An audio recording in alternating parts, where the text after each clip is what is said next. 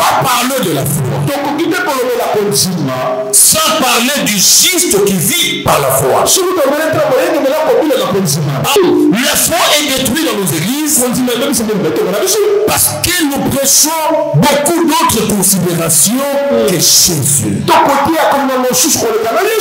Nous prêchons la morale, nous prêchons le civisme, nous prêchons tout autre chose.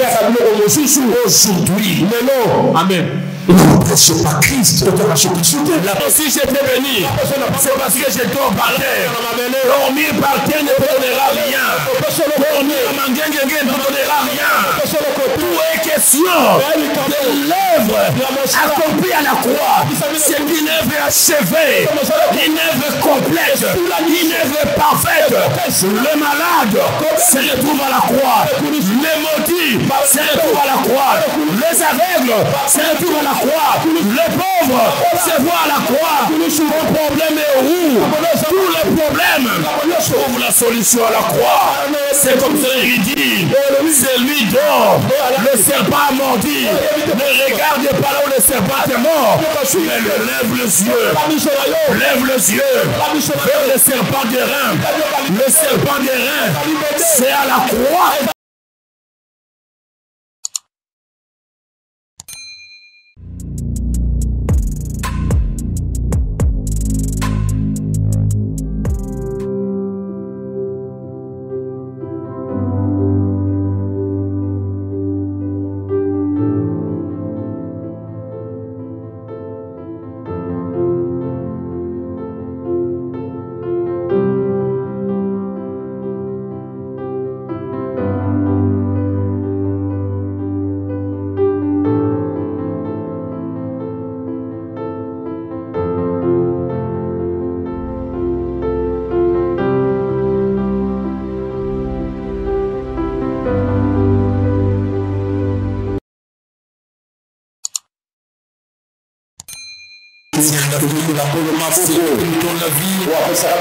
Jésus, notre Dieu, qui nous donne la vie.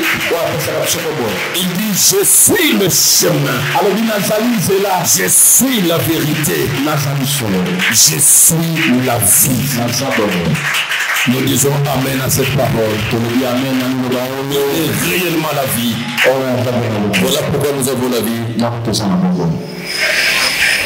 Parce que nous avons la vie, nous devons la vivre. Absolument, absolument, nous devons la vivre. Et la manière dont Dieu nous a envoyés sur la terre, pour que chacun de nous arrive à vivre cette vie que Dieu nous donne, en réalité, cette vie que nous sommes appelés à vivre sur la terre, son achèvement constitue ce qu'on appelle la destinée de quelqu'un. Chacun de nous doit avoir une destinée. En réalité, la destinée, c'est le point d'arrivée.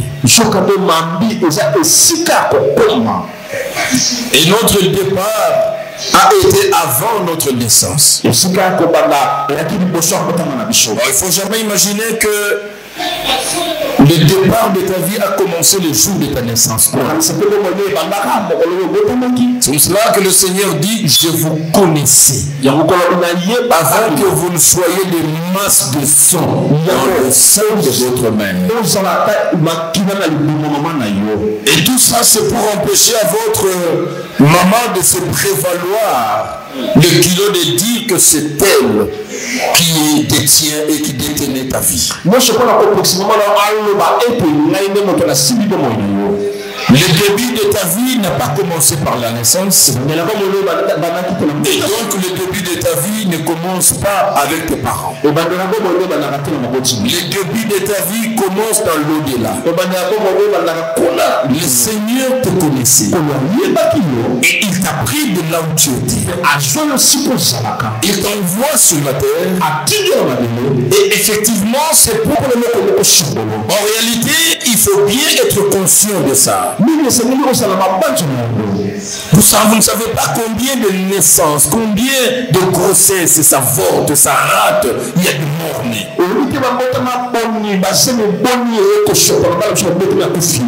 Et si toi tu es né sur cette terre, ce n'est pas parce que tes parents l'ont voulu. Plusieurs fois ils ont voulu avoir des enfants, ils n'ont pas eu des enfants. Si tu es né, c'est parce que Dieu l'a voulu. Ça tu dois bien le savoir. Tu n'es pas sur cette terre le fruit du hasard. Tu n'es pas non plus sur la terre pour décorer la terre. Non.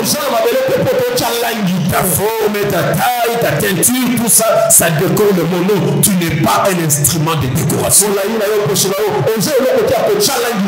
Et si tu es sur cette terre, évidemment c'est pour un but bien déterminé. Et ce que je sais, Dieu a toujours envoyé sur la terre des hommes, pas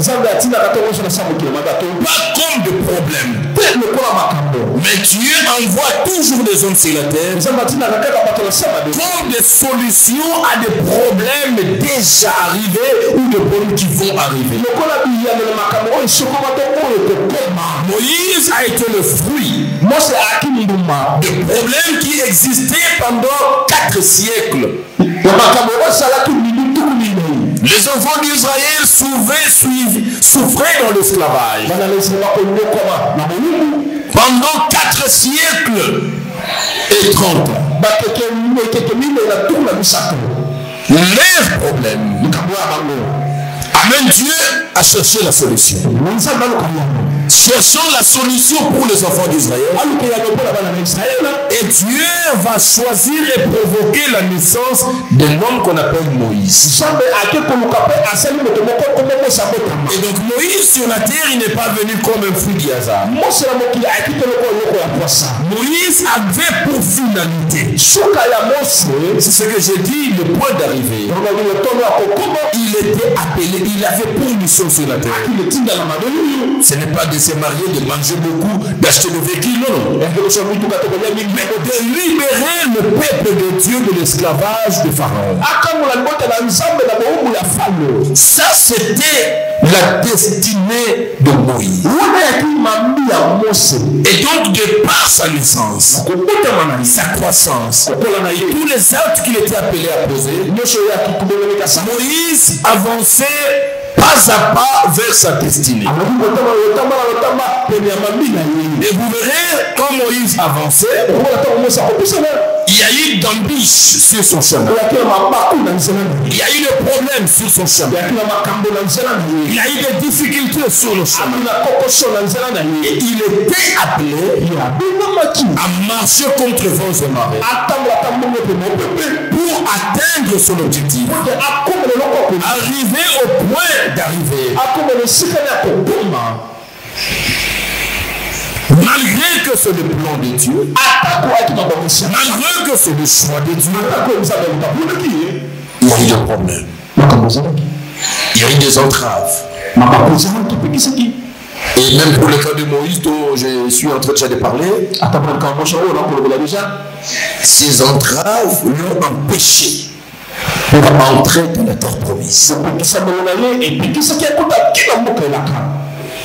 Ah, ça doit t'intéresser.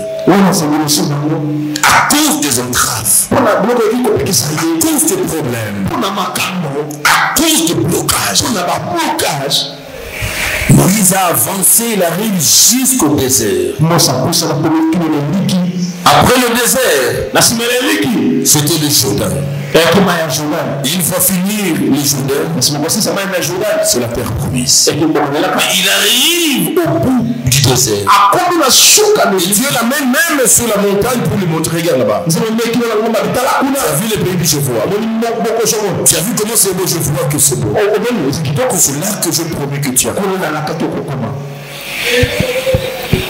Malheureusement pour Moïse, il n'est pas arrivé. Il n'est pas arrivé. C'est pour dire que les promesses de votre destinée seront accomplies au moyen de certaines choses que tu dois absolument maîtriser, comprendre et faire. Pour atteindre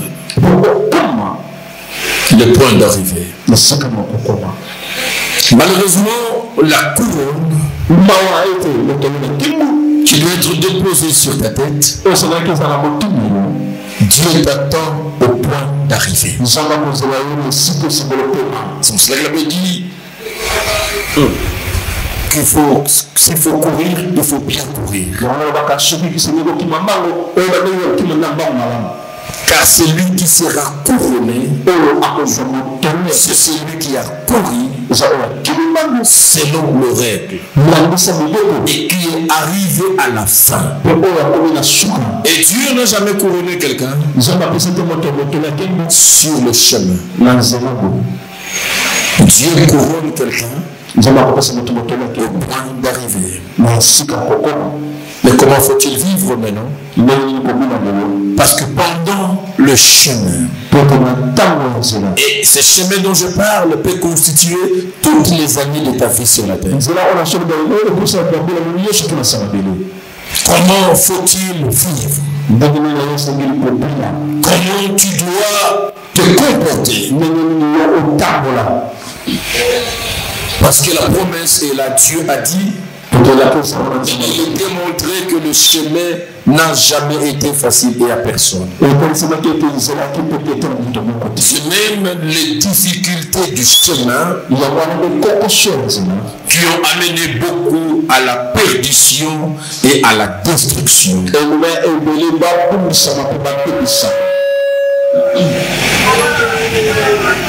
Entre le point de départ et le point d'arrivée, que cette distance constitue ta vie sur la terre. Constitue le nombre d'années de la vie que Dieu t'a accordé sur la terre. Mais en réalité, qu'est-ce que Dieu a fait? Dieu a pris la fin de quelqu'un. Dieu l'a déposé dans son cœur. Dieu a pris ta fin. Ta fin, ta fin. Non, ta fin. Dieu l'a déposé dans ton cœur. Et c'est ce qui crée en toi l'émulation, la motivation, la force de marcher. C'est ça la destinée. Pourquoi je marche? Pourquoi j'espère arriver quelque part? Parce que je sens en moi que ma fin c'est à un niveau. Et ma fin est en train de me tirer. C'est comme l'aimant et son correspondant. Ta fin est quelque part. Cette fin est en train de t'attirer. C'est ce qui te motive à avancer. C'est ce qui te pousse à continuer la marche. Malgré les entraves. Je ne m'arrête pas. Parce que je ne me sens pas à l'aise de m'arrêter. Je peux tomber, je me relève. Je peux être bousculé, je me ressaisis. Dans mon cœur, je sens que quelque chose m'attire. C'est ça la notion de la destinée. Et tu ne peux pas vivre sans destinée. Tu ne peux pas vivre comme si quelqu'un est venu passer le temps sur la terre. Les efforts que nous engageons chaque jour, dans notre relation avec Dieu, dans la prière, dans nos activités, il y a quelque chose qui nous pousse. Et dans notre esprit, ça on n'a pas appris à l'école, mais il y a quelque chose qui témoigne en nous que toi tu dois arriver là, toi tu dois atteindre ce niveau là. Ce que je ressens au plus profond de moi-même, ce que je ressens dans ma conscience est différent de ce que maman Rebecca ressent en elle. Est différent de ce que ma soeur Laetitia là-bas ressent en elle. C'est parce que nos destinées ne sont pas le même.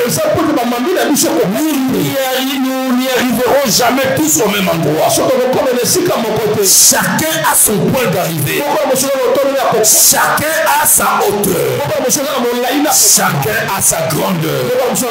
Et la vérité est que là où nous sommes aujourd'hui, il y a quelque chose qui nous pousse, qui nous attire. Et le diable, il est là aussi pour accomplir sa mission. La mission du diable, je l'ai déjà dit et à maintes reprises,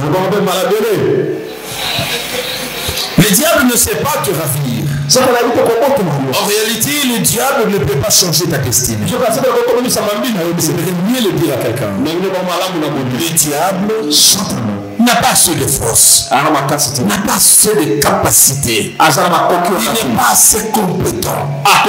Je voudrais mieux le dire, il n'est pas capable de changer la destinée que Dieu a prévue pour quelqu'un. Le diable ne peut pas. Ça, j'aimerais bien le répéter. Ta destinée, le diable ne peut pas le changer. C'est encore quand nous disons que le diable change la destinée de quelqu'un. Qui est-il pour changer ce que Dieu a arrêté dans sa souveraineté? Le diable n'est pas capable. Mais il est capable en quoi? Dans son combat, le diable veillera à te mettre des entraves, à te mettre des blocages, à te créer le retard. C'est que le diable cherche. Il a un peu obtenu à Moïse. Il n'a pas changé la destinée. La destinée était intacte. Mais il a créé tellement de problèmes à Moïse jusqu'au point de le mettre en retard et à le limiter sur le désert. Écoutez, ce que Dieu a prévu pour toi, Dieu l'a chronométré. Dieu a déjà arrêté le temps. Il a arrêté la durée. Si c'est dans une année, dans 2 ans, dans 20 ans, bien aimé, Dieu t'attend dans 20 ans pour que tu atteignes la dimension la plus culminante de ta destinée. Mais le diable sera là pour t'entraver, de mettre le bâton sur le roue, pour que tu aies le retard. Chaque fois que le diable est là, tu stoppes. Tu prends le temps dans sa distraction. C'est que le diable fait. Il sait que je ne peux pas lui laisser. Mais ce que je peux faire, lui empêcher d'atteindre là. C'est ça le combat du diable. Et cela peut s'expliquer dans les diverses maladies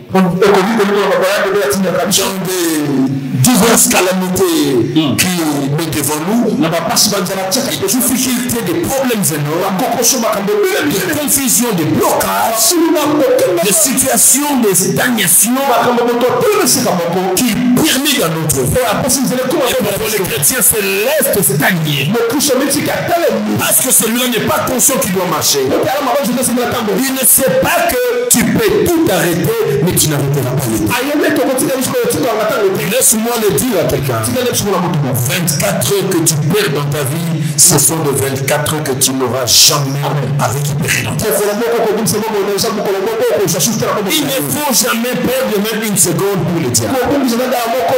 Il ne faut jamais permettre au diable de te stopper pendant des semaines et des heures. Non, non. Ça, il faut éviter.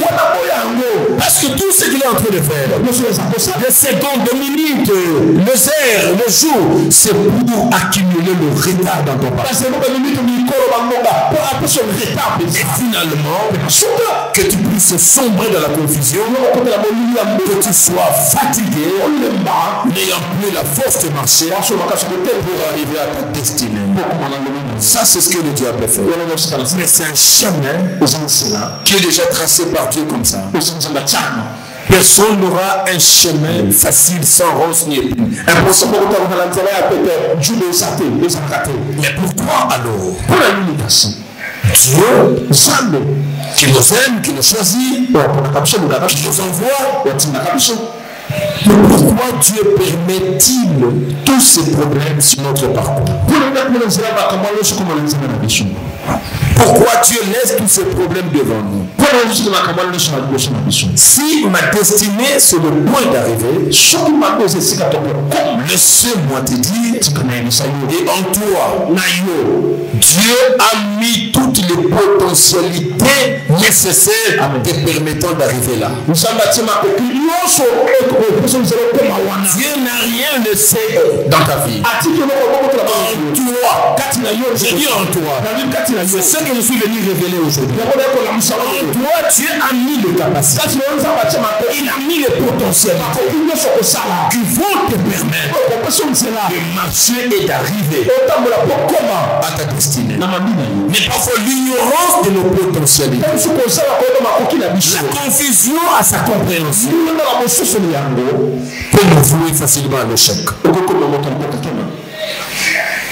Et parfois, ça nous amène à prier à tort pour dire à Dieu d'enlever les embûches devant nous. Dieu n'enlèvera jamais les embûches. Les embûches ne seront pas au pays. Mais il ordonnera à ses anges pour que quand nous passons sur les embûches, que nos pieds ne heurtent pas. Mais Dieu n'enlèvera jamais les embûches. Les embûches seront toujours là. Et quand nous voyons les embûches, les maladies, les problèmes, les difficultés, c'est la présence du diable. Je l'ai toujours dit, le diable est le premier serviteur de Dieu avant nous. Le diable sert les saints de Dieu. Ça ne manque à rien à notre Dieu de le ligoter aujourd'hui. Et l'empêcher d'agir. Mais si le diable est là, il nous crée des problèmes, mettre des embûches, mettre des problèmes, lui aussi, il répond à sa mission. Serviteur de Dieu. Il sert au dessein de Dieu. C'est comme cela. C'est une aberration de faire un ministère qui s'occupe du diable. C'est un égarement de faire un ministère qui s'occupe de l'étude de la démonologie.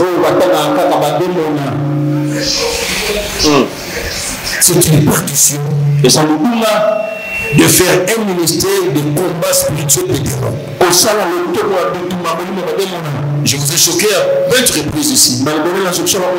Toutes les prières faites, certains prient maintenant avec des fusils physiques comme ça, des fusils. Tirer sur les diables. Depuis des années et des siècles, vous combattez les diables. Nous tous, nous sommes arrivés à les combattre. Et que nous continuons à les faire jusqu'à aujourd'hui de quelque manière que ce soit. Mais malheureusement, ça on doit le dire sans embâche.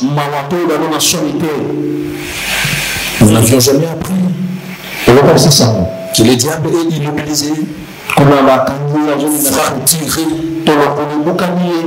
Il est en coma parce qu'il a réussi tellement la frappe. Celui-là, depuis, on n'arrive pas à le fracturer, on n'arrive pas à le tuer, on n'arrive pas à les mettre en coma. Mais pour eux, c'est ce qu'il faut dire. Mais curieusement, vous lisez dans la Bible, et on vous dit que malgré sa puissance des ténèbres et la puissance d'en haut de notre Dieu, ils arrivent quand même à parler.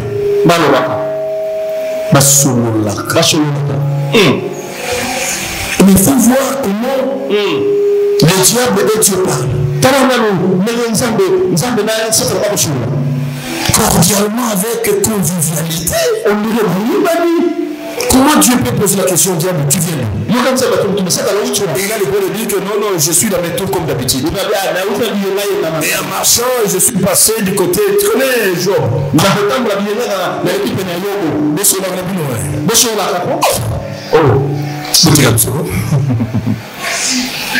Ou des gens qui parlent comme ça.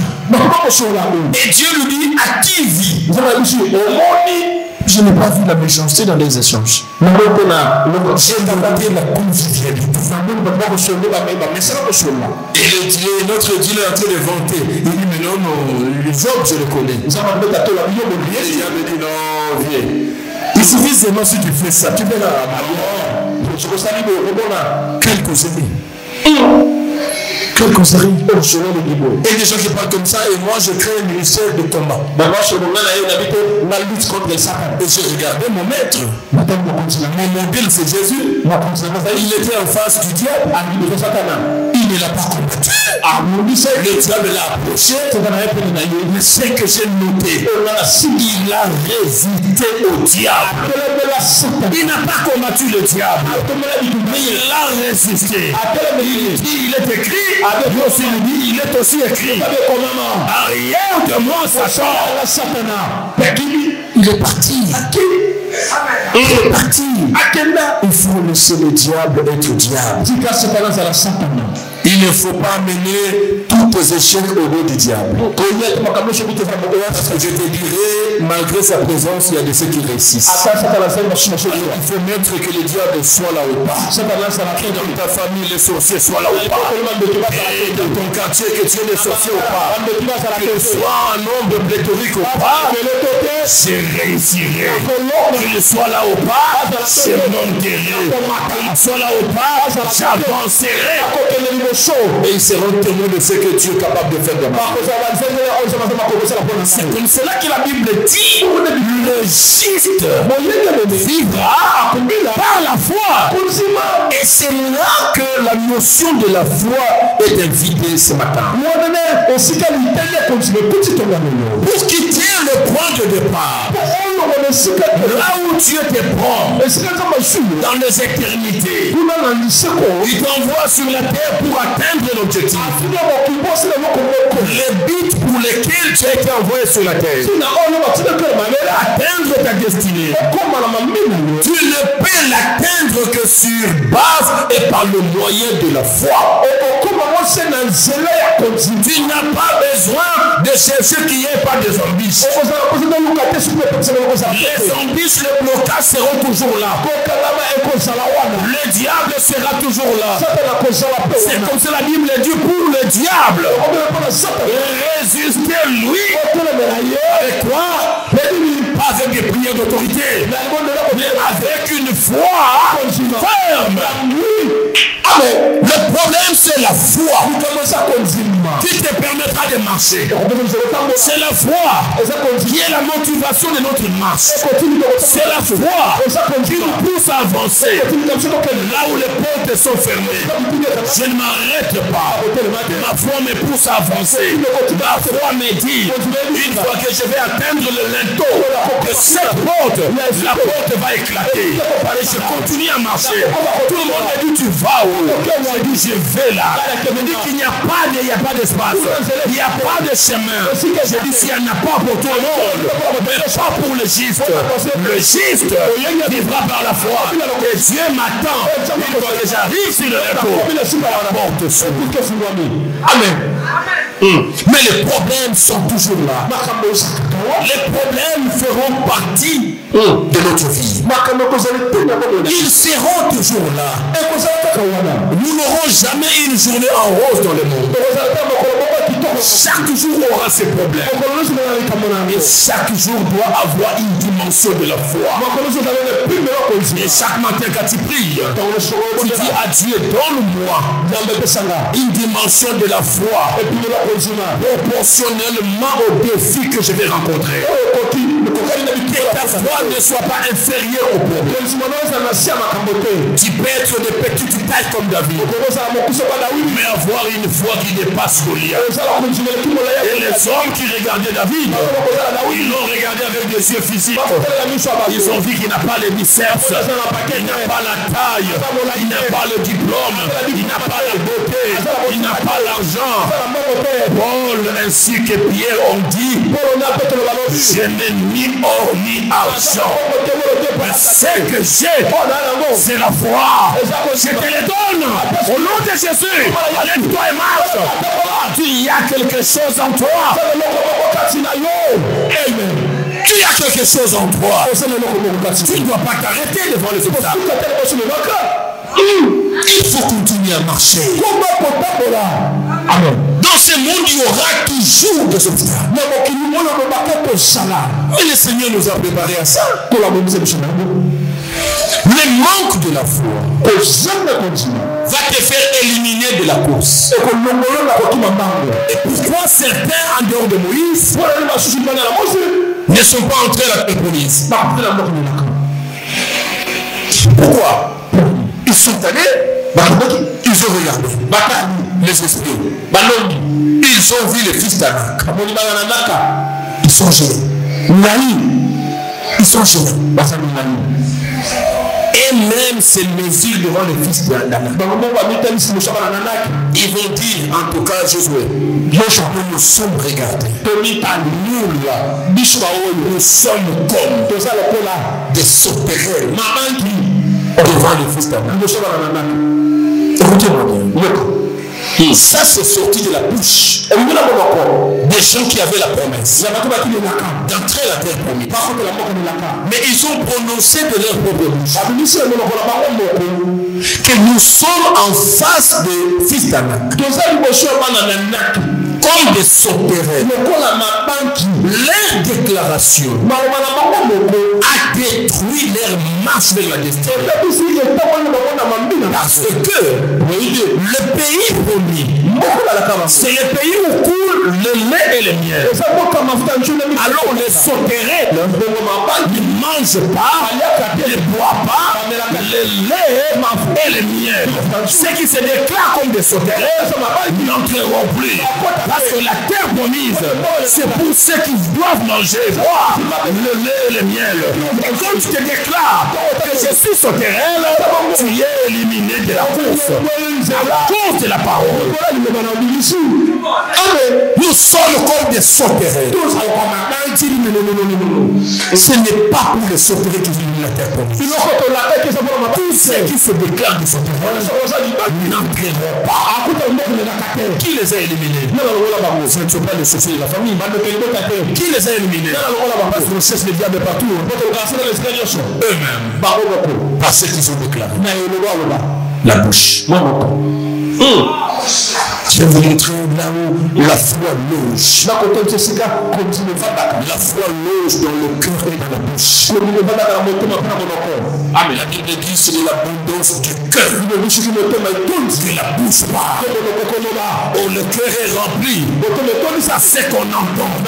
Et ce qu'on entend vient de la parole de Dieu. Yes. Le cœur rempli et ça agite en toi. Ça te pousse à parler. Celui qui a la foi, on peut le voir par sa façon de parler. Allez, écoutez, la foi n'est pas visible, je cherche le mot. La foi, ce n'est pas quelque chose qu'on peut voir, qu'on peut présenter comme ça. En réalité, quand quelqu'un dit qu'il a la foi, il n'a pas la foi. Amen. Quand vous sentez que vous avez la foi, c'est que vous n'avez pas. C'est que déjà il y a un problème avec votre foi. Comment je peux expliquer ça? La foi, c'est comme une partie de ton corps. J'ai le cœur, j'ai les poumons, je ne les sens pas. J'ai l'estomac, je ne les sens pas. J'ai la tête, je ne les sens pas. Le jour où tu commences à sentir la tête,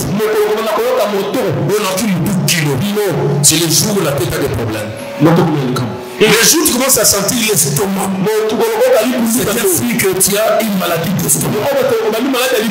Mais quand ton estomac est normal, tu ne peux pas le sentir. Quand tu commences à avoir, je sens les poumons et frissonner, c'est que les poumons. C'est ça la foi. La foi, ce n'est pas quelque chose qu'on doit amener sur la table et dire que j'ai la foi. C'est ainsi quand la Bible parle de mon juste vivra par la foi. Vous verrez que dans le Nouveau Testament, ce passage est repris 3 fois. Hébreu le reprend, Galate le reprend. Et c'est que j'ai aimé la particularité. Quand Romain présente le juste vivra par la foi, Romain s'attelle, il met en phase l'aspect du juste. Et quand Galate parle de le juste vivra par la foi, Galate a mis en vedette vivre. Et quand Hébreu parle de juste vivra par la foi, Hébreu a parlé de la foi. Je ne veux pas être du côté des Hébreux parce que c'est souvent là où nous venons. Mais analysez un peu selon Romain. Romain, il est en train d'expliquer que le juste vivra par la foi. Et quand il parle de juste, je vais prendre le verset, Romains chapitre 10. Romains chapitre 10. Je vais lire le verset 8, le verset 11 et le verset 17. Verset 8, verset 11, le verset 17. Romains chapitre 10. Romains chapitre 10.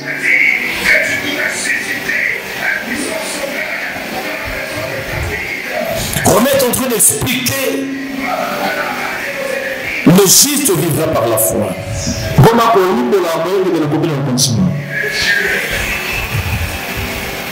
Je prends ce même morceau, il dit ceci. Que dit-elle donc? La parole est près de toi, dans ta bouche et dans ton cœur. Or, c'est la parole de la foi que nous prêchons.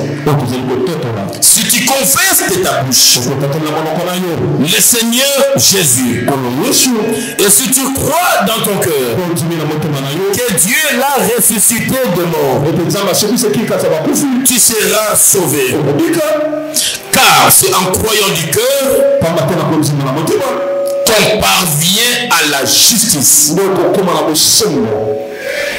Je parle de l'aspect de la justice. Il dit car c'est en croyant du cœur qu'on parvient à la justice. C'est en confessant de la bouche qu'on parvient au salut.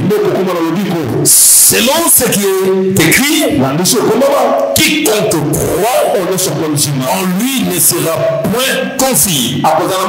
Je sais que je prends le verset 17. Ainsi la foi vient de ce qu'on attend, et ce qu'on attend vient de la parole de Christ. Je l'ai bien dit, ça ne vient pas de la parole de Dieu. Ce qu'on attend vient de la parole de Christ. Ça ne vient pas de la parole de Dieu. C'est différent. La foi vient de ce qu'on attend. Ce qu'on entend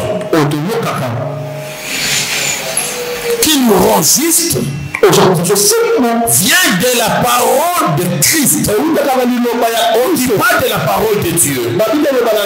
Et quand la Bible parle de la parole de Christ, cela veut dire C'est le juste qui vivra par la foi.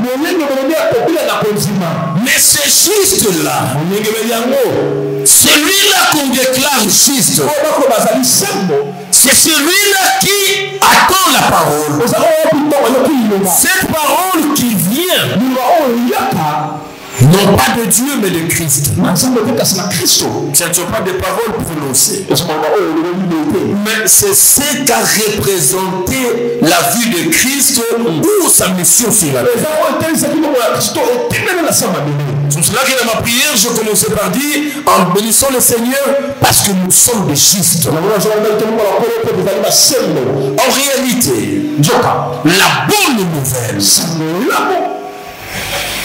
que nous attendons, la bonne nouvelle qui change notre manière de voir et nous permet d'atteindre notre destinée, c'est ce que nous attendons qui vient de la parole de Christ. Nous ne pouvons pas parler de la foi sans parler du juste qui vit par la foi. En réalité, la foi, quand nous le déclarons, devient une conséquence. Mais le vrai problème, c'est la conscience du juste. Christ est venu. Ce qui nous donne la foi, ce sont des paroles que nous connaissons autour de Jésus. Et autour de Jésus, il est venu, il est mort, il est allé à la croix, et il est ressuscité. La mort de Jésus, la croix de Jésus, la résurrection de Jésus, ce sont les paroles qui nous font du juste. Nous ne sommes pas justes par nos œuvres. Nous ne sommes pas justes par la loi. Mais nous sommes justes par imputation de ce que Jésus a fait à la croix. Jésus qui n'a pas connu le péché, mais il est mort comme un pécheur. Il est mort avec des péchés. Comment quelqu'un qui n'a pas fait le péché peut mourir en péché? La Bible dit, c'est par imputation. Imputation, c'est le transfert. On a pris le péché. On a pris le péché à moi. Le péché. Le péché de l'autre. On a transféré. C'est ce qu'on appelle l'imputation. On a transféré le péché sur Jésus. Et ce n'était pas des péchés abstraits, des péchés réels. Et les jours, l'heure, la minute où Jésus a reçu nos péchés, quelque chose s'est passé dans sa vie. Pour la première fois, Jésus a crié. Eli, Eli, Eli, lama sabachthani. Il a dit, mon Dieu, pourquoi tu viens de m'abandonner? Oui, il vient de t'abandonner parce qu'on vient de te transférer les péchés de toute l'humanité. Comme Dieu ne vit pas avec le péché, lui qui était en Jésus, il a quitté. Mais lui qui était en Jésus, c'est la présence de Dieu en Jésus qui établissait la relation du Père à son Fils. Jésus l'appelait toujours Père. Il nous a montré comment prier. Notre Père. Pour la première fois dans la Bible, Jésus appelle son Père Dieu. Il n'a jamais été Dieu pour lui. Il était Dieu pour les péchés. Lui, il était le Fils. Et c'est ce jour-là, par contre, la même imputation. Dans l'imputation, il y a la flèche aller et flèche retour. on lui impute le péché. Jésus sait de sa sainteté. Il sait de sa justice. La Bible dit, nous sommes des justes par imputation de Jésus qui était juste. Il a pris sa justice. Il nous transfère. Nous recevons sa justice. Et c'est ce jour-là, lui il appelle celui qui était Dieu. Il appelle Dieu. Et pourtant il était un père pour lui. Il nous a donné la possibilité à tous ceux qui l'ont reçu, à ceux qui croient, à sa parole, à ceux qui croient, il est dans le pouvoir de devenir comme enfant de Dieu. C'est ce jour-là la croix. Pour la première fois, nous l'avions appelé Père. Il n'était pas un père pour nous. Il est devenu père pour nous. Parce qu'il y a une implication.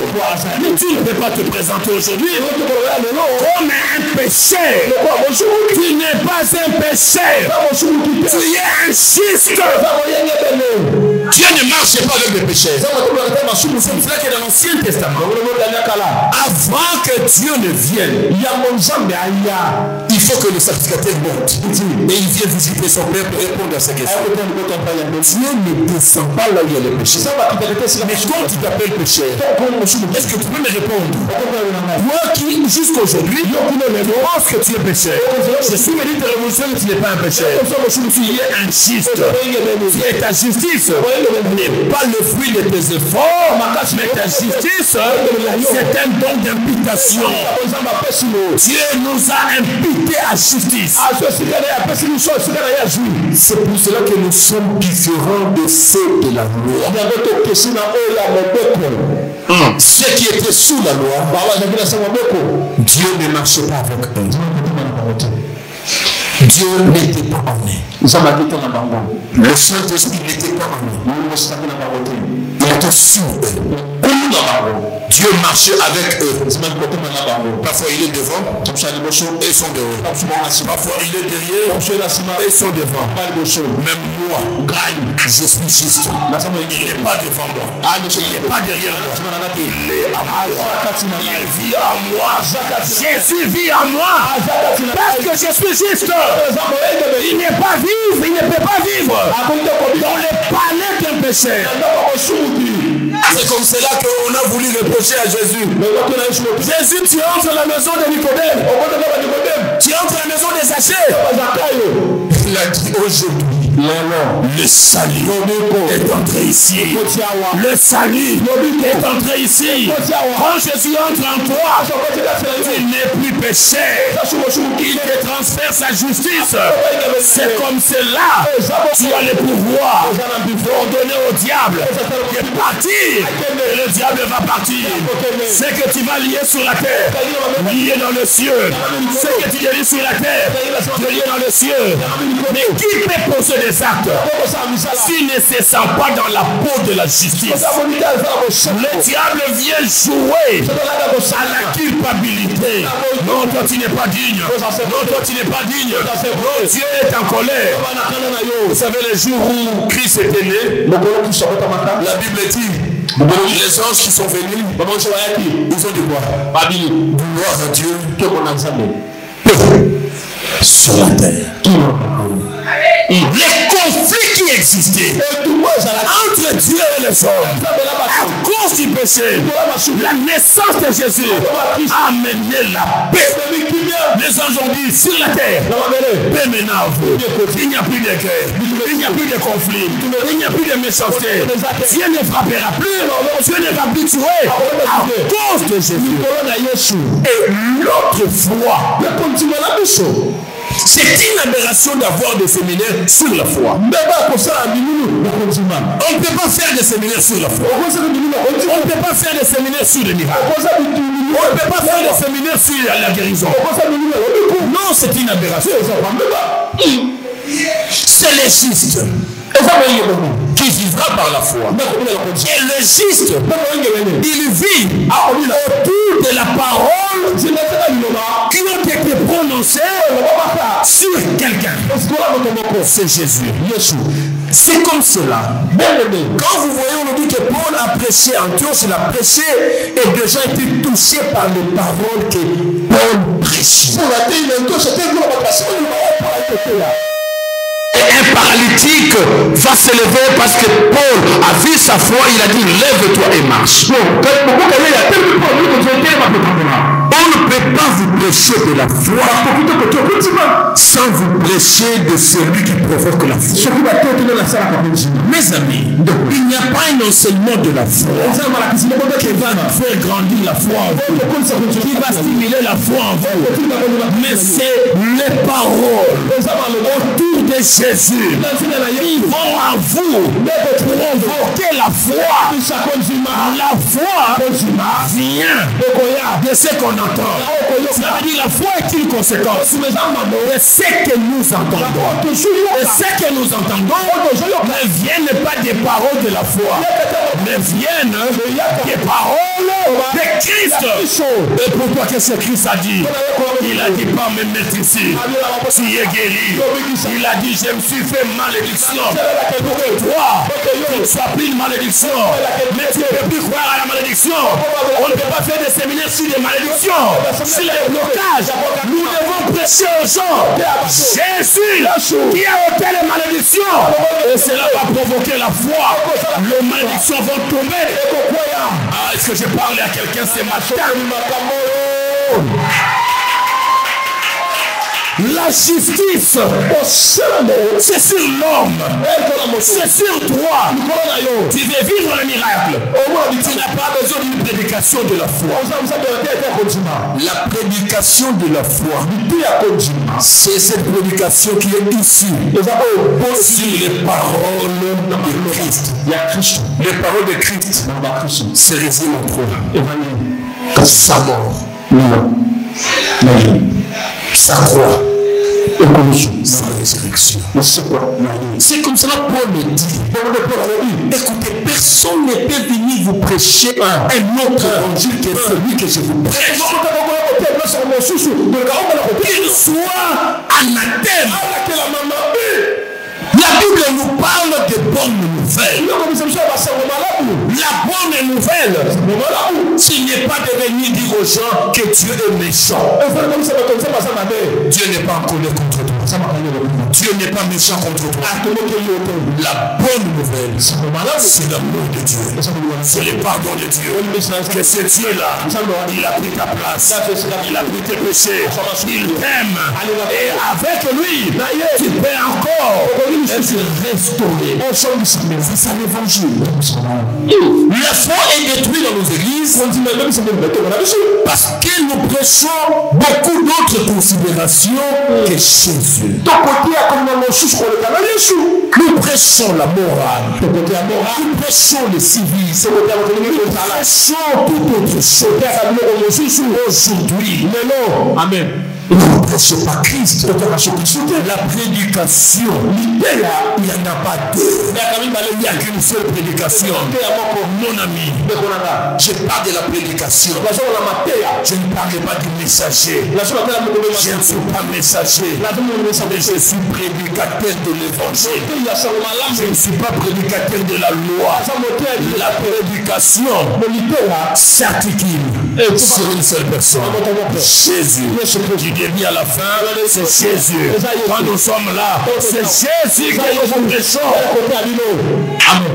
Jésus qui aime, Jésus qui pardonne, Jésus qui supporte, Jésus qui sort, Jésus qui soutient. Rien d'autre. Plus le juste. Tu ne dois pas te sentir que tu es pas cher. Mais vous croyez que Jésus est mort pour les péchés. Il a volé où? Jésus a menti où? Il a fait l'adultère où? Il a critiqué qui? Mais pourquoi il doit mourir? À cause du péché. Ça tout le monde croit. Et quand maintenant on te dit le même geste, il te donne la justice. Tu commences à te poser la question, ah c'est vrai, est-ce que moi je suis juste? Mais comment tu dis que Jésus entre dans ma vie, il entre dans ta vie? Il peut entrer dans un corps qui est sale et qui sanctifie qui? Aussi, pour moi-même, je peux me sanctifier. Et puis j'appelle Jésus. Regardez comment le diable a égaré notre attention. Le diable agit tellement dans nos églises. Et vous penserez qu'il faut le voir avec le corps, mais il ne viendra pas avec le corps. J'étais avec quelqu'un hier ou avant-hier. À la maison, je disais, écoutez, pas cette chanson. Tout le monde dit, arrête, enlève-moi cette chanson. Des chansons charnelles comme ça. Il n'y a rien de spirituel. Regardez les prières aujourd'hui. Vous qui aimez monter le montant de prière, regardez les prières. Seigneur Jésus, Seigneur, regarde-moi. Je dors par terre pour toi. Je suis ici dehors. Seigneur, je dors dehors pour toi. Si tu ne me bénis pas, Seigneur, je ne sais pas si c'est une mélange ou quoi. Mais s'il doit bénir des gens parce que les gens dorment dehors, le premier à être béni, ce sont des chèques. Ce sont des chèques qui devaient être bénis parce qu'ils dorment dehors. L'homme ne voit plus la grâce de Dieu. Ne voit plus la personne de Jésus. Quelle œuvre parfaite, complète, accomplie, de Dieu à la croix. C'est cette œuvre qui me donne tout. L'homme commence à présenter cet effort. Non, si j'étais béni, c'est parce que je dors par terre. Dormir par terre ne te donnera rien. Dormir à Mangengue ne te donnera rien. Tout est question de l'œuvre accomplie à la croix. C'est une œuvre achevée, une œuvre complète, une œuvre parfaite. Le malade se retrouve à la croix. Les maudits se retrouvent à la croix. Les aveugles se retrouvent à la croix. Les pauvres se voient à la croix. Mon problème est où? Tous les problèmes trouvent la solution à la croix. C'est comme ça il dit. C'est lui dort. Le serpent a mordi. Ne regarde pas là où le serpent est mort. Mais lève les yeux. Lève les yeux vers le serpent des reins. Le serpent des reins, c'est à la croix. Amen. Amen. Amen. Il n'y a que la croix qui peut bouleverser la destinée de quelqu'un. Amen. Mon ami, ce n'était pas un hasard. Quand on a amené à Jacob les fils de Joseph, Ephraïm et Manassé, Joseph les présente bien. Il sait que la main droite doit bénir le premier. Il les place à dessein. Mais quand Joseph, il veut prendre le plus faible pour les rendre forts, il va croiser les mains. Mais en croisant les mains, il a présenté la croix. Il a dit le changement ne peut se faire qu'à la croix. À la croix dépendra au plus bas, ça viendra au plus haut. Tu ne peux pas compter sur tes chaînes. Tu ne peux pas compter sur tes prières. Paul a dit j'ai pris tout par celui qui me fortifie. Ce ne sont pas mes chaînes, ce ne sont pas mes prières, ce n'est pas ma sainteté, c'est une question de grâce, c'est une question de la croix. La croix a tout accompli. La croix a tout accompli. Tu ne peux pas présenter à Dieu tes efforts. Yes. En accusant les autres.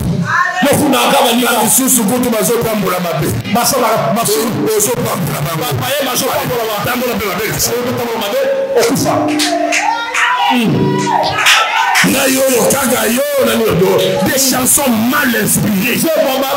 Nous avons besoin de chansons spirituelles. Pas des chansons distraites. Fulanga, Bwakanga, il devient votre copain. Au moins, laquelle n'a eu présent. Maître nageur d'ailleurs.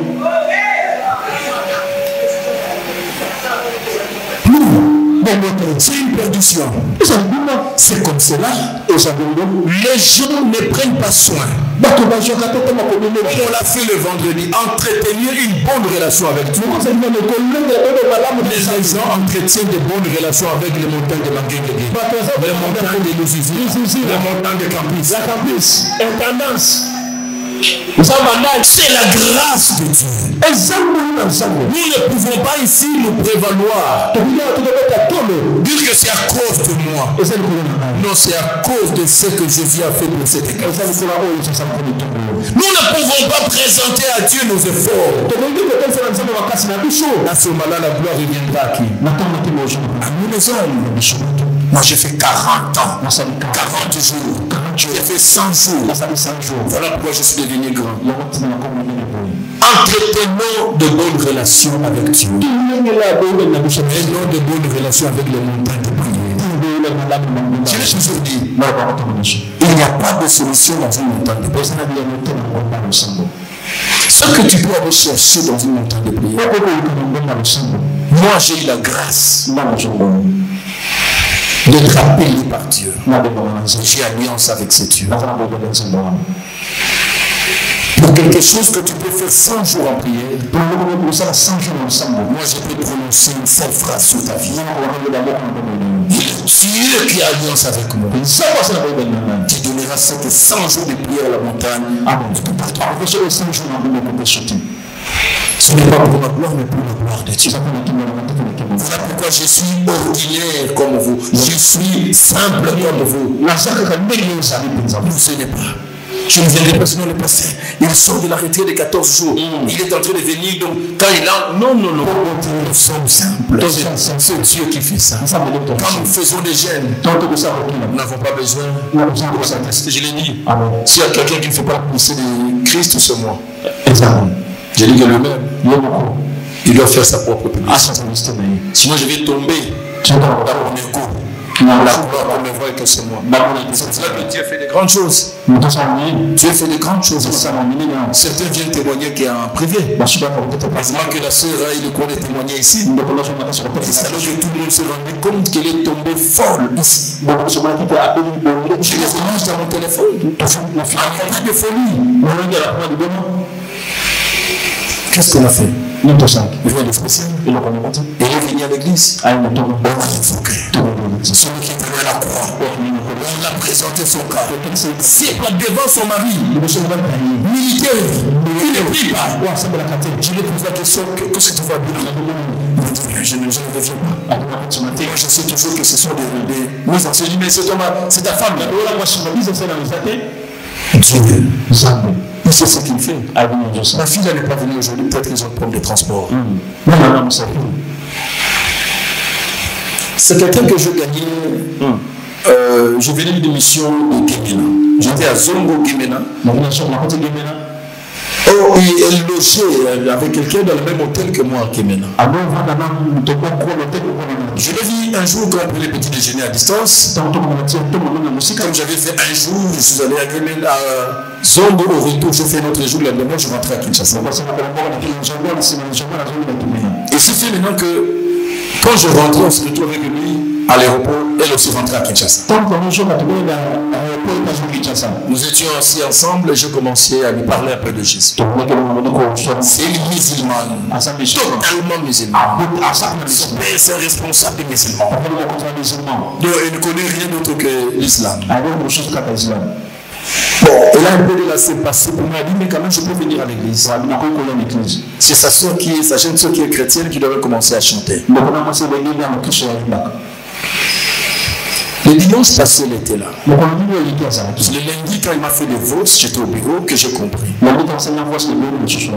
m'a dit, toutes les fois qu'elle est venue dans cette église, je ne sais plus combien de fois, 2 ou moins 5 fois peut-être déjà que je l'ai déjà vu ici, toutes les fois qu'elle vient, elle voit quelque chose. Mais le dimanche passé, elle n'a pas pu supporter. Qu'est-ce qu'elle voit? Et quand je ferme les yeux, j'étais ici. Pour ceux qui observaient, quand elle est sortie, maman Rebecca l'a suivi le dimanche passé. Elle a fui la présence de Dieu. J'ai fermé les yeux. Je vois cela plusieurs fois. Mais ces jours, c'est un musulman qui m'a dit il est mambo. Je vois toujours là où tu es sur la chair. Un cheval blanc. Avec un homme vêtu en blanc éclatant. Et le dimanche passé, je n'ai pas supporté ce fou. La présence de Dieu. Je lui ai dit, c'est un signe. Dieu est en train de te montrer. Tu es en train de faire une expérience personnelle avec Dieu. Il est là. Il n'a pas supporté d'aller parler avec les responsables. Il m'a envoyé des voix, mais regardez, mais là, le chien m'a dit, non, il ne faut pas suivre ça sur des mises en scène. D'ailleurs, tu es béni, tu dois aller aux mosquées, les Corans, on tente des jours, il a dit non. Il ne faut pas dire que c'est une mise en scène. Parce que je pars souvent, le pasteur ne peut croire que je vais venir. Et quand je viens, ce n'est pas la première fois, mais plusieurs fois, je vois les mêmes choses. C'est elle qui commence à résister au chien. Si tu me dis que je viens lire le Coran, je ne viendrai pas lire le Coran. D'ailleurs, je quitte votre mosquée. Non, je vais aller dans une autre. Mise en scène à elle est témoin de la présence de Dieu. Amen. On vous dit qu'il faut faire une expérience personnelle. On n'a pas besoin de vous dire que non. Il faut vivre. Il faut vivre. Tu allais mourir, mais c'est Dieu. Il t'a repêché de la mort. Amen. Tu dois aller vers ta destinée. Mais vous savez, pour y arriver, il faut utiliser la foi. Mais les textes que j'ai lus, on a parlé de deux endroits où on mange la foi. Dans le cœur et sur la bouche. La foi, c'est fait remarquer par les déclarations de quelqu'un. Quand vous lisez Jérémie 1, je pense le verset 17. Jérémie 1, verset 17. Dieu est en train d'appeler Jérémie. Jérémie dit à Dieu, non, je suis un enfant. Dieu lui dit, ne dis pas ça. Il y a des choses que tu n'es pas autorisé à sortir de ta bouche. Dieu les répond. Il ne dit jamais ça. Il ne faut jamais prononcer dans ta bouche que la confiance d'engagement. Et si c'est fini pour moi. Je meurs. Je pense que cette maladie m'apporte. Il ne faut jamais déclarer. Sur le chemin de la destinée, les maladies viendront. Mais dans tout ça, c'est une épreuve de la foi.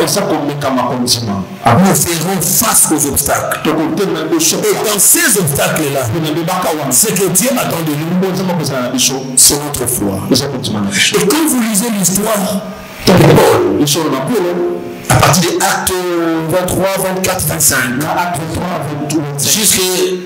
jusqu'au niveau de acte 28, vous verrez comment Paul, il a passé par plusieurs épreuves,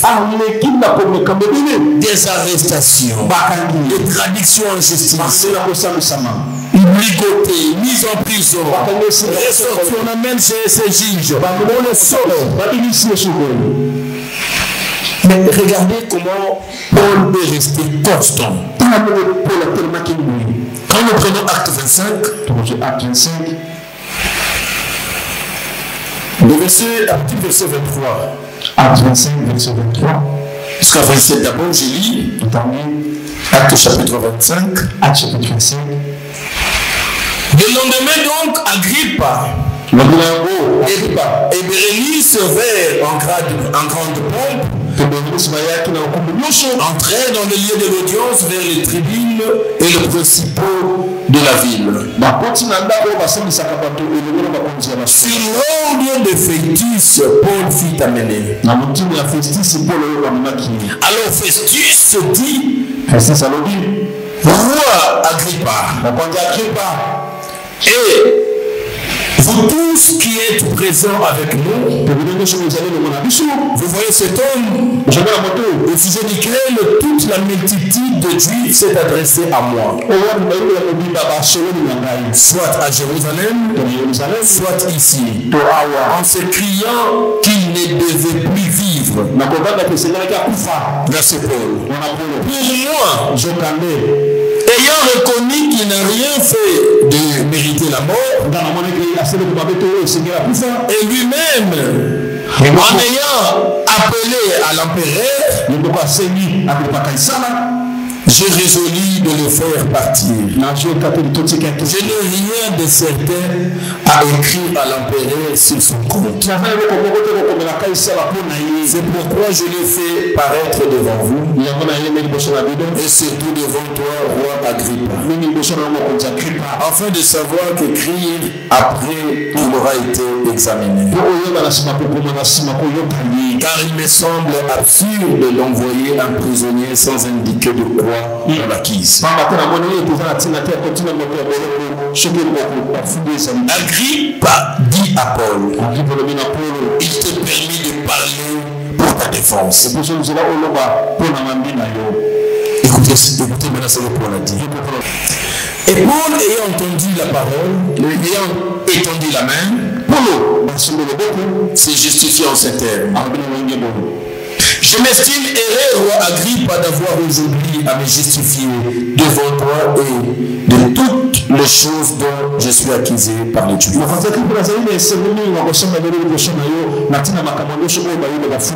Car tu connais parfaitement leurs coutumes et leurs discussions. Je te prie donc de m'écouter avec patience. Ma vie, dans le premier temps de ma jeunesse, est connue de tous les Juifs, puisqu'elle est passée à Jérusalem, puisqu'elle s'est passée à Jérusalem, au milieu de ma nation.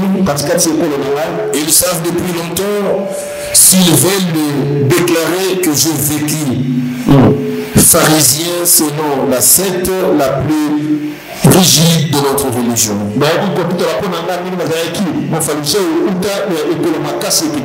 Et maintenant je suis mis en jugement parce que j'espère l'accomplissement de la promesse que Dieu a faite à nos pères.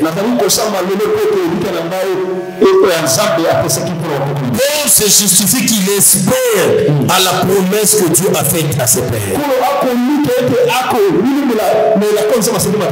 et à laquelle aspirent les 12 tribus qui servent Dieu continuellement nuit et jour. C'est pourquoi cette espérance au roi que je suis accusé par les Juifs. Quoi vous semble-t-il incroyable que Dieu ressuscite les morts? Pour moi, j'ai cru devoir agir vigoureusement contre le nom de Jésus de Nazareth. C'est ce que je fais à Jérusalem. J'ai jeté en prison plusieurs de saints ayant reçu ce pouvoir de principe sacrificateur. Et quand on les mettait à mort, je joignais mon suffrage à celui des autres. Je les ai souvent châtiés dans toutes les synagogues. Et je les forçais à blasphémer. Dans mes excès de fureur contre eux, je les persécutais même jusque dans les villes étrangères. C'est dans ce but que je me rendis à Damas, avec l'autorisation et la permission des principaux sacrificateurs, vers le milieu du jour. Ô roi, j'ai vu un chemin resplendir autour de moi et de mes compagnons, une lumière venant du ciel et dont l'éclat surpassait celui du soleil. Nous tombâmes tous par terre et j'ai entendu une voix qui me disait en langue hébraïque, Saul, pourquoi me persécutes-tu? Il te serait dit de retomber contre les aiguilles. J'ai répondu, qui es-tu, Seigneur? Et le Seigneur dit, je suis Jésus que tu persécutes.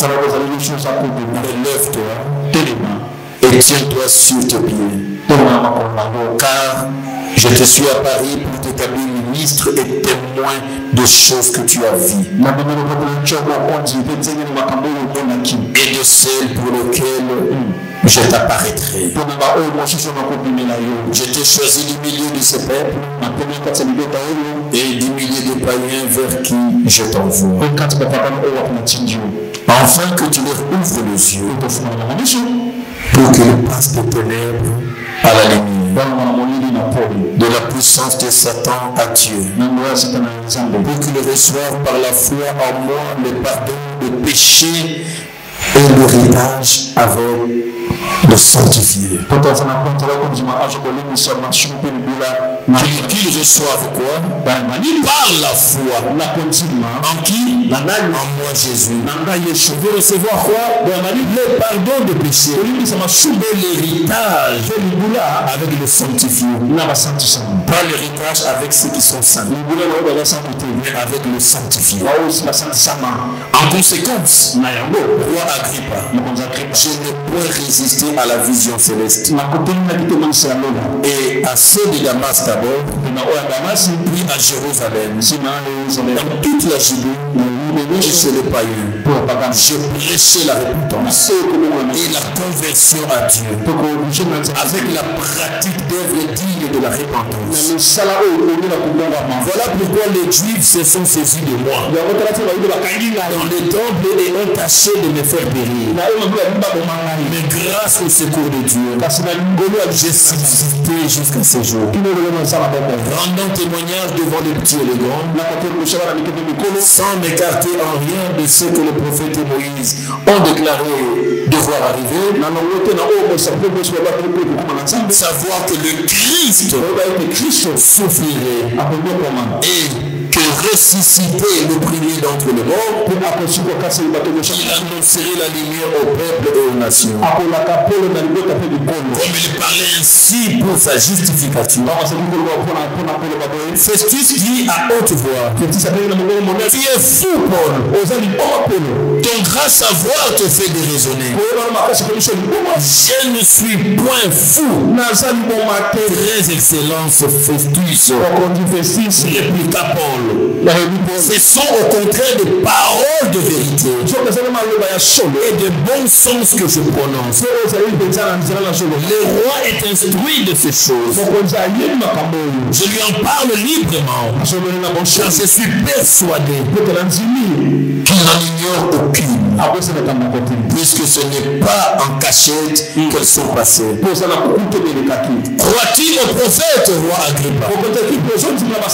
Je sais que tu y crois. Et Agrippa dit à Paul, tu vas bientôt me persuader de devenir chrétien. Paul répondit, que ça soit bientôt ou que ça soit tard, plaise à Dieu que non seulement toi, mais encore tous ceux qui m'écoutent aujourd'hui, vous devenez tel que je suis, à l'exception de ces liens. Regardez comment Paul a défendu. Là, il est lié, il est prisonnier, il quitte d'un tribunal vers un autre. Ici, il se présente comme juif. Et quand ça tourne mal, il se présente qu'il est aussi romain. Et finalement, il a dit non, qu'on puisse l'envoyer chez l'empereur à Rome. Mais écoutez le plus important. Paul est en train de parcourir pour atteindre sa destinée. Le chemin faisant, il va rencontrer beaucoup d'obstacles. Les emprisonnements, le blocage et des souffrances. Mais dans sa déclaration, on dit à Paul de se défendre. Comment tu peux défendre ta destinée? C'est par la déclaration de ta bouche. Les mêmes choses qu'il a reçues le jour où il a rencontré Jésus sur le chemin de Damas. Les promesses et les paroles de Jésus que Paul a entendues, il les a gardées. Il savait que Dieu m'a établi ministre de la parole. Annoncer la bonne nouvelle aux extrémités de la terre. Pendant qu'il était dans le lien, dans la prison, il ne s'est pas laissé dans le sommeil. Qu'est-ce qu'on a fait? Il a ouvert sa bouche. Il parlait. Frères et sœurs, pour atteindre ta destinée, quelque part, le gouverneur lui dit, tu es fou, Paul, pour dire ça. Je suis fou. On veut lui coller la folie. Dans la foi, on ne fait pas passer n'importe quoi. Paul a rétorqué. Il dit son excellence. Je ne suis pas fou. La foi se manifeste dans ce que tu déclares. Tu ne peux pas vivre ce que les sorciers prononcent chaque nuit sur ta vie. Si toutes les nuits on te maudit, quand tu te réveilles tous les jours, tu te bénis. Ça sera parole contre parole, incantation contre prière. Frères et sœurs, atteindre la destinée, fais appel à ta foi au niveau de la bouche. Tu ne dois pas fermer ta bouche devant des situations contraires. Tu dois déclarer. Paul, il dit je veux que tout le monde devienne comme moi. Il pose la question au roi Agrippa. Je vois que tu commences à être persuadé. Je veux que tu deviennes comme moi. Sauf seulement parce que moi j'ai des liens maintenant. Maintenant qu'il avait des mains liées. Mais Paul défendait sa destinée. Il défendait sa destinée par des déclarations. Amen. Finalement, on le laisse partir. On appelle un centenier. On prend un navire. Amenez-lui à l'Italie. Il commence à naviguer. Le navire a connu les problèmes. Ils ont failli mourir. Il a donné l'instruction. Ils n'ont pas obéi. Après, Paul a continué de parler. Pendant que tout le monde, quand vous lisez au chapitre 27, vous voyez que tout le monde commence à dire que nous voulons mourir. Paul se lève. Il dit à tout le monde, c'est vrai, les bateaux se cassent. Nous commençons déjà à faire naufrage. Mais je suis venu vous dire, personne ne mourra de ces bateaux. Et personne ne perdra même un de ses cheveux. Qu'est-ce que tu rencontres? L'eau est en train d'entrer déjà. La mort devient visible. Mais dans cette adversité, Paul est resté constant dans sa foi. Et on pouvait remarquer sa foi par ses déclarations. Il était prisonnier, mais il parle à ceux qui étaient libres. Lui qui était prisonnier, il donne l'espoir à ceux qui étaient moins prisonniers que lui parce qu'ils étaient libres. Il dit personne ne mourra. Frères et sœurs, le pouvoir de la mort et de la vie sont sur ta langue. Il faut savoir activer ta langue.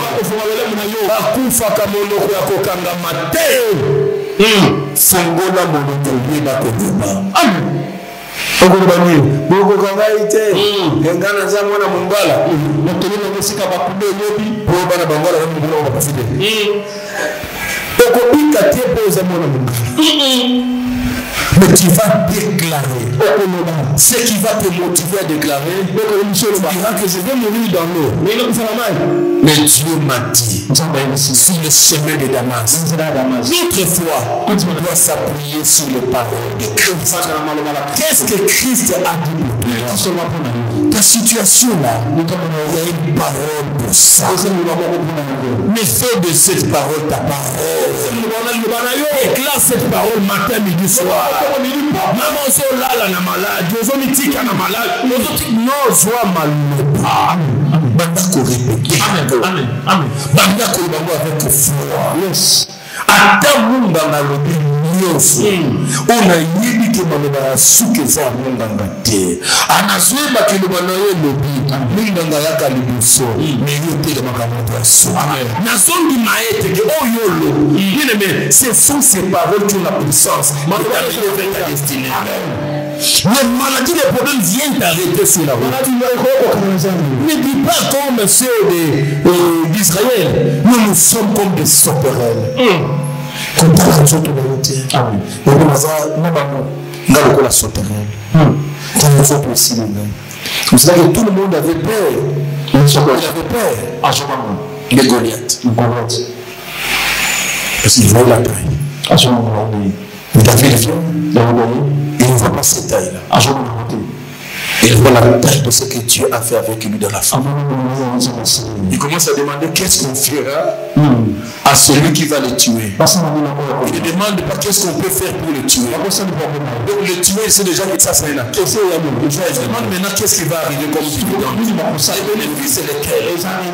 Amen. Quelle attitude de la foi pour atteindre ta destinée. Devenir là où Dieu t'a dit. Il y a le fils d'Anak. Mais c'est à toi de renverser le fils d'Anak. Tu n'es pas appelé à avoir peur au fils d'Anak. Dieu dit je te donne la terre promise. Mais Dieu laisse le fils d'Anak. Ce n'est pas à Dieu de le faire partir. C'est à toi de le faire partir. Bien aimé, tu peux être lépreux.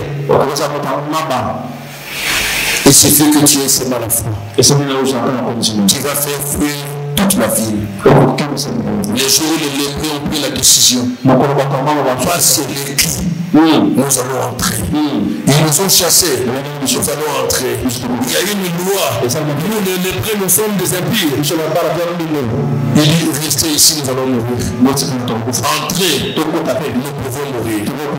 Donc ici, l'amour est certain. Là-bas, c'est incertain. Nous préférons là où il y a la mort est incertaine. Et nous préférons là où aussi nous pouvons mourir. Mais dans un autre état. Ici, nous allons mourir affamés. Mais là, nous pouvons, à la première maison, on trouve à manger, on mange d'abord. Et puis quand la mort viendra, aucun ne me retourne. Il faut entrer. Tout vient de la décision. C'est la foi. La foi te donnera des décisions folles. Ces gens de décisions demandent à quelqu'un. Bien aimé, ceux qui ont échoué avant toi ne sont pas les modèles de ton échec. Tu dois te dire que je suis le rare de personnes qui réussit là où tout le monde peut échouer. Et quand ils ont pris la décision, nous allons entrer. Qu'est-ce que Dieu a fait? Dieu a accompagné leur foi. Quand ils commencent à marcher, Dieu a ajouté la force. Les lépreux, leur faiblesse, c'est dans les pieds. Parce qu'ils ont des plaies. Ils ne savent pas marcher fort.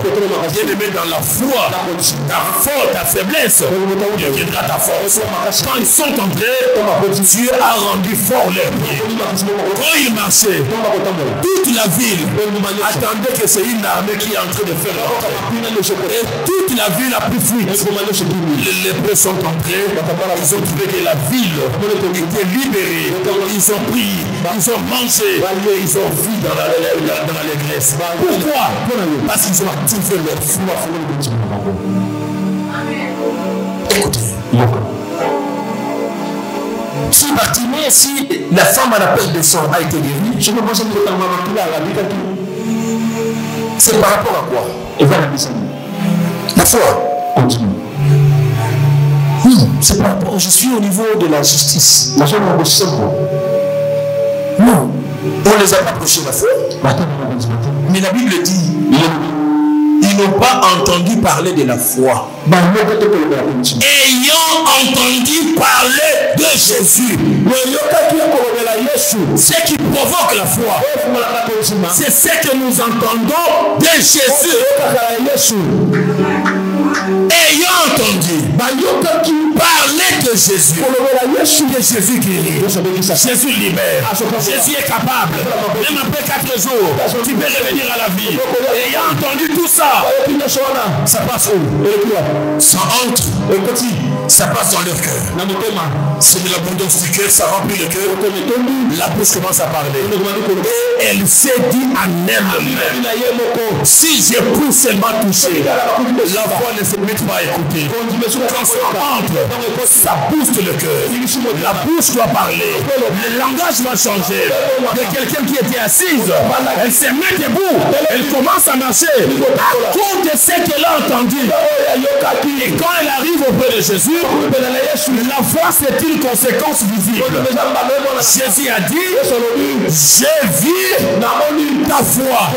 C'est là où je dis que la foi, c'est lui qui a la foi, ne doit pas sentir qu'il a la foi.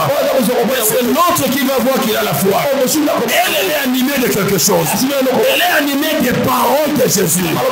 Elle va avec ses paroles. Oh, ces paroles-là, ce sont les paroles de la foi. Quand elle les met en pratique, Jésus les regarde. Jésus ne voit plus les paroles. Il dit, je vois ta foi. Mais elle qui vient dire quoi, la foi?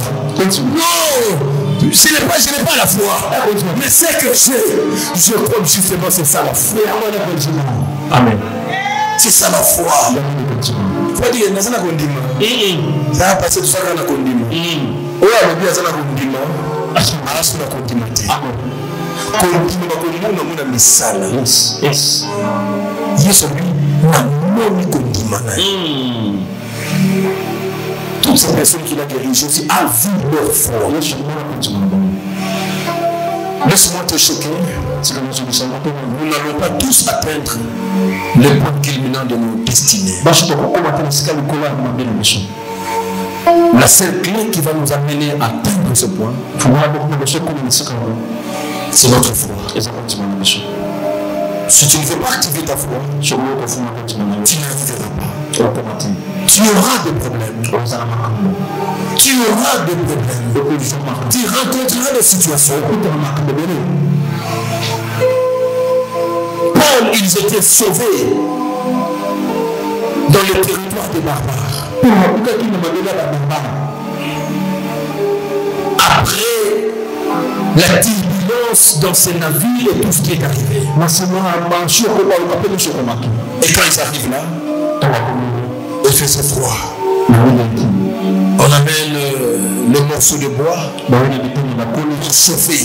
On met dans le feu. Paul aussi va ramasser un peu de morceau de bois. Il le met dans le feu. Quand il met dans le feu, seulement là où Paul a ramassé, c'est là où était la vipère. La vipère l'a collé à la main. Les barbares ont regardé. Et la vipère c'est sa main. Ils se sont dit, mon toi ensemble, ton peur. Mon tel vipère a craqué dans le bouc. Barbiquin en naufrage. Il a eu sur la vipère. Ce que la bâton a été le chemin de la destinée, c'est parfois un chemin de confusion. Tu arrives à un certain moment, on te classe au plus bas échelle que tout le monde. C'est le plus mauvais de tout le monde. Et ils étaient là en train de regarder. Avec cette vipère, soit il va enfler tout de suite, soit il va tomber si il va mourir. Paul, vous regardez la vipère, vous faites des calculs, mais sur 5 gouverneurs et juges, il a répété les mêmes phrases. Il avait les paroles que Jésus a dites sur lui. Il ne lui a pas dit qu'il mourra par une vipère. Il savait qu'il va mener le projet jusqu'en Italie. Il balance. La vipère tombe. Les gens le regardaient. Il dit la vipère fait quelques minutes seulement. Attends, tu vas tomber. Cette vipère de cette couleur. Les gens entendaient sa mort. Quand les gens entendent ta mort, quand la famille entend ta mort, quand ta femme, tes frères, ton mari attendent ta mort, toi tu ne dois pas aussi attendre la mort au même niveau que eux. Toi tu dois espérer à la vie. Les gens te regardent avec compassion, mais toi regarde-toi avec joie. Tu dis que c'est un témoignage. Cette situation constitue un témoignage. Ils ont entendu le minute qu'il fallait pour qu'ils meurent. Ils ont entendu des heures qu'il fallait pour qu'ils meurent. Ils se rendent compte qu'il n'est pas mort. Les mêmes barbares ont changé de langage. Qu'est-ce qu'ils ont dit? Comme il n'est pas mort, assurément, ce monsieur c'est un Dieu. Laisse que Dieu permette aux gens de changer de langage. Tous ceux qui pensent que tu vas mourir, et ce qui arrivera dans ta vie, les amènera à changer. Ils diront que celui-là, ce n'est pas un homme ordinaire. L'homme de la foi n'est pas un homme ordinaire. Tu es Dieu. Laisse-moi te dire, tu es Dieu. Tu n'es pas quelqu'un comme le sort. Les gens du non, c'est un Dieu. C'est un Dieu. C'est comme cela. Il y a toujours des obstacles à surmonter. Nous devons le surmonter. Et je vais finir par résumer les 3 obstacles qu'il faut surmonter pour atteindre ta destinée.